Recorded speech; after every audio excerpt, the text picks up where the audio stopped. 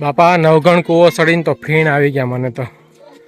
હાઈસ માં ઉચ્ચરણ ઉતરે તો જાય બાપા, સડવામાં તો મશીન બંધ થઈ મારું. હવે તો નવગણ કૂવો જોઈ ગયો. હવે અમે જઈ રહ્યા છીએ અનાજના કોઠા. જો નવગણ એવા કોઠા છે આ નવગણના બાપા. હાય હાય થાકી ગયો. હવે અમે જાય છીએ નવગણના કોઠે. નવગણના અનાજના કોઠા કે અહીંયા જો આ છે અનાજના કોઠા. અહીંયા કાચ ફીટ કરી દીધા છે. આ એક એક કોઠામાં બધું અનાજ ભરતા જા. આ પેલાના નવાબો આ અનાજના કોઠા છે. આ કેટલા ઊંડા ખબર? 3 થી 4 માળના કોઠા છે અનાજ ભરવાના.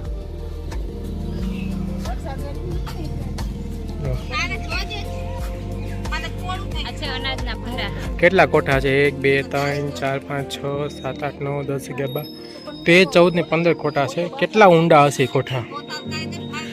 જે આખા જુનાગઢને અનાજ પૂરું પાડતા હો આ નરા નવગણ.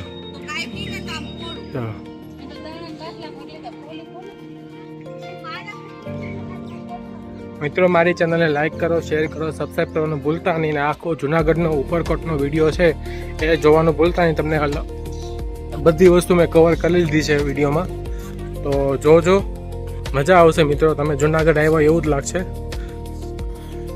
મિત્રો. અહીંયા આપણે એવું નથી કે હિન્દુ ધર્મના જ ભગવાન છે.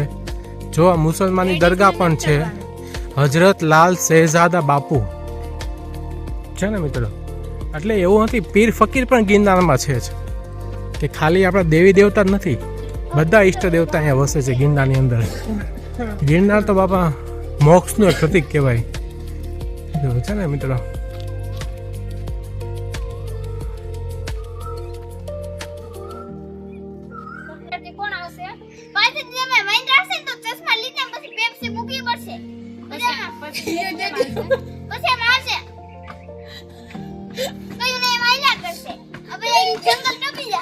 મને કોઈ નો લઈ જાય, દેખાય જ છે.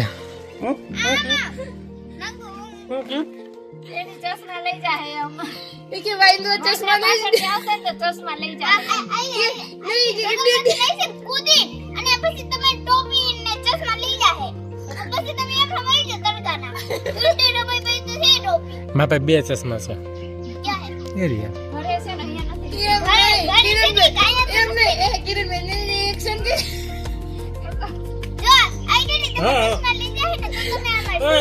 હાલીને બતાવી દો કેમ.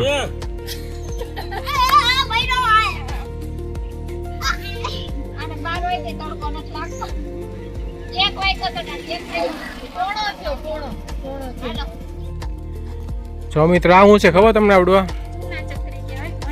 આ ઘંટી છે, ઘંટી. અત્યારે તો બંધ છે. અનાજ દરવાની ઘંટલો આવે ને, ઘંટલો, એ ઘંટલો છે. તો અમે લોકો જાય છીએ. હવે આપણે ક્યાં જવાનું છે? લેક કહેવાય, જુનાગઢનું તળાવ, જ્યાં આખા જુનાગઢને પાણી પૂરું પાડે. હા, નવાબી તળાવ. એ આપણે આ રસ્તો છે, બોડીમાં આવેલું છે ને, આ બોડીએથી આ સાઈડ જવાનું આપણે નવાબી તળાવ. યસ.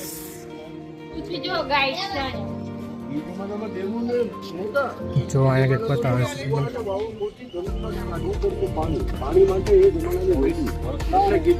હવે તમે બધા વાવ કુવો જોઈ લીધું હોય તો બધા હવે તમે જેની જાત્રા કરવાની હોય ને એ ગિરનારમાં. આ ગિરનારનો ડુંગરો આખી પૃથ્વીનો સૌથી જૂનામાં જૂનો પહેલો ડુંગરો ગિરનાર. આ ગિરનાર પહાડની આયુ છે 2200 હિમાલયનો દાદા, પાર્વતીનો સૌથી મોટો ગિરનાર ઉપર જયગામનું મંદિર આપણે એ કોઈ રાજા મહારાજા સ્વયં. આ ગિરનારની ગોદમાં એટલે કે તળેટીમાં તમે જવાના. એ તળેટીની અંદર આખી પૃથ્વીના સૌથી જૂનામાં જૂના, પવિત્રમાં પવિત્ર અને મોટામાં મોટા મેળા થાય છે. બે કોઈએ તમે સાંભળ્યું હોય કે ન હોય, એક થાય ગિરનારની પરિક્રમા, લીલી પરિક્રમા, કારતક સુદ 11 એટલે કે દેવ દિવાળી. દેવ બધાય ક્યાં?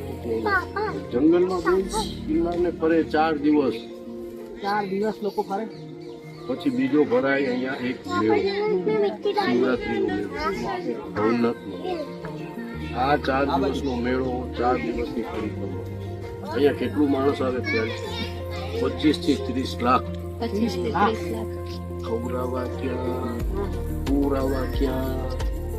1240 કિલોમીટરમાં જંગલ ખોવાઈ ગયું, બોલવા ક્યાં? આખા એશિયામાં સૌથી વધારે સિંહ અને દીપડા અમારા જિલ્લાના જંગલમાં. સાસણમાં નહીં, એ ધોરા દિવસેમાં રોડ ઉપર આવી જાય. આનાથી બચાવવા ક્યાં? પણ મહત્વનું છે, સાંભળજો. ભગવાન શિવજીના મોઢાના 3 વરદાન આજે પણ અહીંયા હૈયાત છે. તો શું ભગવાન કહે છે? સાંભળો. કોઈ ભૂખ્યો પ્યાસો જાશે નહીં, કોઈ જંગલમાં ભટકશે, કોઈ મનુષ્યને પાણી પરિસરશે. હવે 3 દિવસ ત્યાં સૌરાષ્ટ્રમાં હતા ને, હા અહીંયા બેઠા છો, ઊભા છો, એમ બહુ બધી જગ્યાએ બેઠા છો. હા બેન 3 દિવસ દરમિયાન તમને કીડીએ બધું રહે? ના બપોર હોય કે રાત, ભૂખ લાગી, જમવાનું ન મળે એવી જગ્યા હોય. ના ત્રીજી વસ્તુ, તમે આ 12 ગેસ્ટ તો મહેમાન, અહીંયા હજારોની સંખ્યામાં બધા ગ્રુપો આવે. દિવસના બધા છૂટા છવાય ફરે, તો રાતના ઓટોમેટિકલી માં જોઈન્ટ થઈ જાય ગ્રુપ. તો માની લો કોઈ ગઈઠું માણસ માર્કેટમાં ગયું, હવે એનું આશ્રમ ધર્મશાળા ભૂલી ગયા, એને ખબર નથી. પણ માં ભગવાનને ખબર પડે ને, સાધુનું રૂપ ધારણ કરે, મનુષ્યનું રૂપ ધારણ કરે, હાથ પકડી લે કે ભાઈ એ ઓટોમેટિકલી ગ્રુપમાં ભેગી થઈ જાય. પણ આ 4 દિવસ માણસો અહીંયા સુકામીને રોકાય ગિરનારમાં. તો સાંભળજો, એક જ પહાડ એવો છે કે જેની અંદર હજારો વર્ષો જૂના તપસ્વી સાધુઓ છે, ઋષિમુનિ, જે આજે પણ અહીંયા જીવિત છે. એ માત્ર વર્ષમાં એક જ વખત બહાર નીકળે, એ શિવરાત્રીના દિવસે રાતના 12 વાગે. એ 12 વાગે શિવરાત્રીના દિવસે એની એક રવેડી નીકળે. રવેડીમાં સમજો ને, સરઘસ નીકળે. પણ આ ઋષિમુનિ આપણી જેમ કઈ ખાતા પીતા નથી રહેતા. ગિરનારની વનસ્પતિઓ, જડીબુટીઓ ખાઈ એનું જીવન ગુજારે છે. એક પાંદડું મોઢામાં મૂકી દે સાધુ, 1 વર્ષ નહીં 100 વર્ષ સુધી ભૂખ ન લાગે કરશે. પણ એ ઋષિમુનિ વર્ષમાં એક વખત બહાર આવે, એની રવેડી સુકામીને નીકળે. તો સાંભળજો, આ દુનિયાને એ સાધુઓ એમની શક્તિઓ બતાડે છે. હિમાલયમાં સાધુ છે સાચા, નો ડાઉટ, પણ એ બધા ખાવા પીવા વાળા. આ વનસ્પતિઓ શક્તિબાજીઓ કરે, તલવારબાજીઓ રમે. ક્યાં એમના બધા જેવી રીતના હનુમાન દાદા હવામાં ઉડે, એમ સાધુ શક્તિઓ નહીં બતાડે તો દુનિયા થોડી સાધુને માનવાની છે. પણ તે દરમિયાન એક એવો બનાવ બને છે કે ત્યાં એક કુંડ છે, મૃગી કુંડ. બેન મેં કીધું ભવનાથ મંદિર જવાનું, બાજુમાં કુંડ જોજો. 12 જ્યોતિર્લિંગથી પણ જૂનું છે ભવનાથ મંદિર. 12 જ્યોતિર્લિંગના ફળ તમને અહીંયા મળે. કુંડમાં નાવા જાય, તમે જુઓ, હું જોઉં, આખી દુનિયા જોવે કે સાધુ ગયો નાવા, 1 ગયો, 2 ગયા, 3 ગયા, 4 ગયા. ગયા કેટલા? 4. પણ નીકળ્યા કેટલા? 3 જ. એક ગાયબ. એ ગાયબ કોણ થયો? શંકર ભગવાન. હલો, હા, ભગવાન શિવ પોતે આવ્યા, આખી દુનિયાને દર્શન દીધા, ત્યાંથી અલોપ થયા. તમારી અંદર આત્માને જ ખબર હોય, મને ભગવાનના દર્શન થયા. આંખો દેખી મગજ મેમરી, ભગવાન 2 મિનિટ ગાયબ. યાદ રહે તો તમે તો દુનિયાને કહેવાના ને, મેં ભગવાનને જોયા, તો તમે કોઈ માનો નહીં. આ પવિત્ર ભૂમિ ભગવાનને જોયા. ચાલો, પરસોત્તમ ગાય અહીંયાથી તમને વચન આપે, લાઈવ તમારી આંખોથી ભગવાન બતાવું છું. જા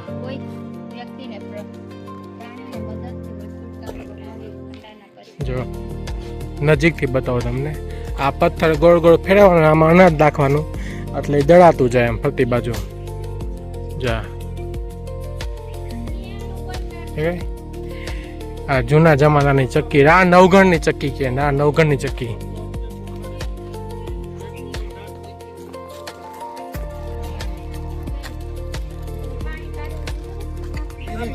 આ ખાલી ભૂતિયા બંગલા ટાઈપ જ છે. લાઈટ ટાવર છે, ખાલી અહીંયાથી બધું દેખાય એમ ટાવર છે ખાલી. આમાં આગળ છે હા, ઈ તળાવ આવી રહ્યું. તળાવ આવે. ભૂતિયો બંગલો ક્યાં આપણો? જા એટલે આપણે, હું ઉપર નથી જતો, હું થાકી ગયો બાબા. તમે જો ખાલી, તમે આટલું બતાવી તમને ત્યાં. એટલે અને ઉપર ત્યાં બધું જોવા નાખો, જુનાગઢ દેખાય થી ઉપર. ટાવર કહેવાય, ભૂતિયો ટાવર. મમ્મી ભૂત હોય કયા મમ્મી ભૂત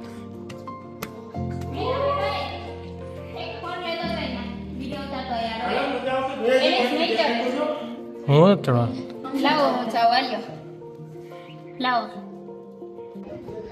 આ છે ડેમ ડેમ નથી તળાવ. તળાવ ઓહ બહુ મોટો તળાવ છે હો, પણ પાણી તો જો કેટલું ગ્રીન ગ્રીન પાણી છે. ઓલું ઓલું ઓલું પાણી છે ને આખા જુનાગઢ ને પૂરું પાડે નદી શું કહેવાય એને ડેમ. અહીંયા અમે તો ક્યારે નતા આવ્યા.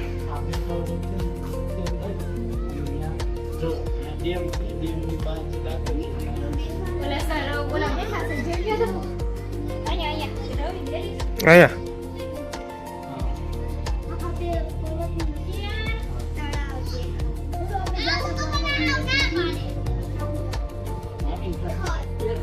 એક તો આમ તો બે મોટે ડેમ અમે એકવાર આવેલા છે ત્યારે અહીંયા હતું. જો મિત્રો આ પાણીના કુંડ આખા આખા જુનાગઢ જિલ્લાને જુનાગઢ પૂરું જિલ્લાને આ કરવામાં પાણી પૂરું પાડે છે. ફિલ્ટર પ્લાન્ટ છે અહીંયા. નવાબ વખતનો ફિલ્ટર પ્લાન્ટ છે.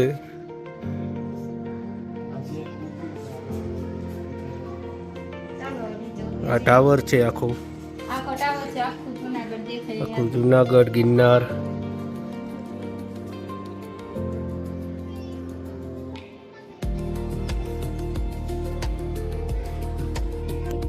હા જોતો ખરા ટાટા ગુજરાઈ ગયા ખરા.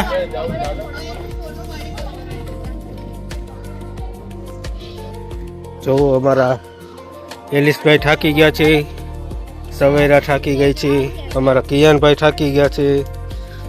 તમને કેવીક મજા આવી? બહુ મજા આવી, પણ અત્યારે છે ને પગે જવાબ દઈ દીધો છે. એવું કહે છે કે કોક તેડી લે તો સારું. જોવાનું કેવું આપણે છે? અત્યારે છે ને ગાડી મગાવી છે. આગળ ગાડી આવે ને એટલે બાપ દીકરાને બેસાડી દેવાસ ગાડીમાં. આ તારી તો ટેક્સી બોલાય હાવ આ તો તું તો ગુજરાતીમાં ગાડી ગાડી હાવ ટેક્સી બોલવાનું હોય અંગ્રેજીમાં ટેક્સી હાલો ટેક્સી હાવ તું તો હાવ ગુજરાતીમાં ફોમ ફોમ હાલતી જા તમને કેવી મજા આવી જોવાની ઉપરકોટ? મજા આવી અમારે કિયાન બોલે ને સર, તમે શું શું વસ્તુ જોઈ છે? તમે વસ્તુ શું શું જોઈ છે? પાણીની બોટલ આપવાનું છે. આઈએ બેન. હે કિયાનભાઈ, તમે વસ્તુ શું શું જોઈ? અમે બધી જ બના મમ્મી શું બોલે તો આપણે આપણી છે ને ગાડી બોલવાની ગાડી ન હોય આપણે ગુજરાતીમાં ગાડી હોય મને આ અંગ્રેજીમાં ટેક્સી હોય તો હાવ એ બધા આડા જુદા છે. આપણે અહીંથી અયો અમે જાય છીએ અત્યારે નવાબના તળાવે, જ્યાં ફિલ્ટર પ્લાન્ટ થાય છે. નવાબ વખતનો ફિલ્ટર પ્લાન્ટ છે. તમને હું આજ દેખાડીશ કે જૂના જમાનામાં પાણી કેવું ફિલ્ટર થતું, એ તમને આજે હું બતાવીશ. ચાલો મિત્રો, જોડાતા રહો યુટ્યુબ ચેનલ पे. લાઈક કરના શેર કરના સબસ્ક્રાઇબ કરના જરાક પાછળનો સીન લે. ઓહ, અમારા એલિસભાઈ થાકી ગયા છે. આપીને ત્યાં જેવા થઈ ગયા છે બધા હો. અત્યારે બપોર આ પૂછતા હતા ને અમે હવે આયા આવ્યા હાલો આગળ હાલો કિયાનભાઈ. કિયાનું છે યાર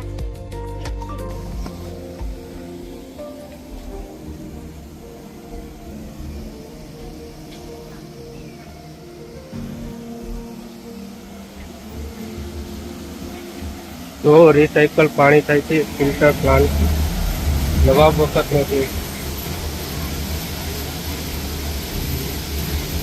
આ પાણી આખા જુનાગઢને પૂરું પાડે છે.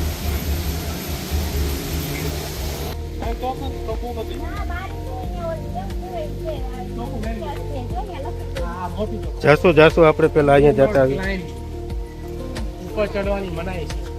કેની તું ક્યાં ન્યા નહીં જાતો? હાલો આમ પેલા જતા આવીએ રિટર્ન. નહીં, ત્યાં પાછું નથી આવવાનું, રમી. એના માટે જઈએ, જ્યાં પાછું પૂરું ના હોય કે ક્યાંક. કેમ દેતી મને એ આજથી તો નથી, જૂનાગઢનું સીન લઈ લેજો. જો આ તોપ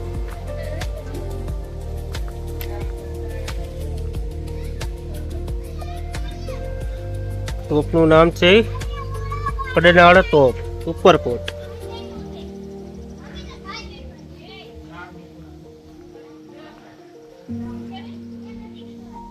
કડનાળ ટોપ. આ તોપ છે, નવાબ વખતની તોપ છે.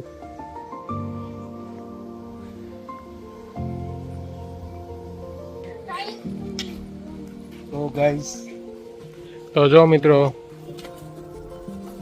તમે બધું એ રવિભાઈ એક્સપ્લેન કર્યું જ છે. હું જુનાગઢમાં છે અત્યારે, ઉપરકોટમાં આવ્યા તો આ પાણીનો સ્ત્રોત, ફિલ્ટર પ્લાન્ટ બધું તમને એક્સપ્લેન કરી દીધું છે. હવે અહીંયા આપણે આવ્યા છીએ ફિલ્ટર પ્લાને. જો આ સ્ક્રીનશોટ લઈને વાંચજો, મજા આવશે તમે લોકો કે ફિલ્ટર કેવી રીતના થાય છે અને આખા જુનાગઢને પાણી કેવી રીતના પૂરું પડે છે. જો આખો ફિલ્ટર પ્લાન હતો નવગણનો. હા, આજે તો બંધ છે ખાલી.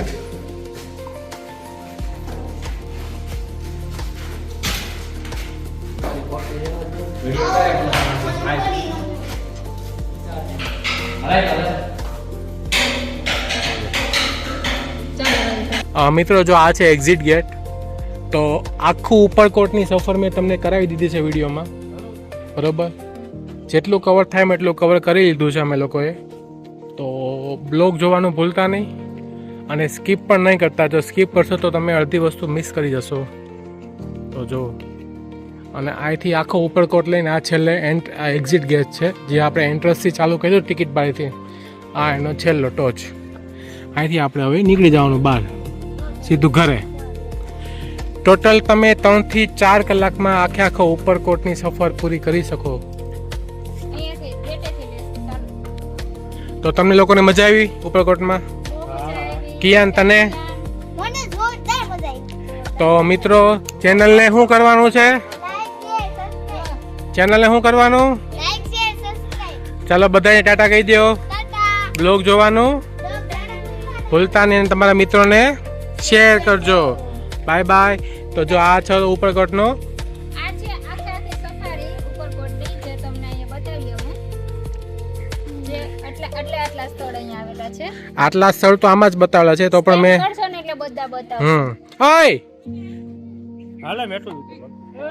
ચાલો હવે આપણે જઈએ છીએ ઘરે. હવે બધા આપણો સફર અહીંયા ઉપરકોટનો પૂરો થાય છે મિત્રો. પૂરો થઈ છે. Bye bye. હવે અમે જશું ઘરે. એ ડેડીઓ ડેડીઓ જો આપણે ગોલા ખાતા જવા દે. ગોલા વાળા ન હોય, ગોલા ન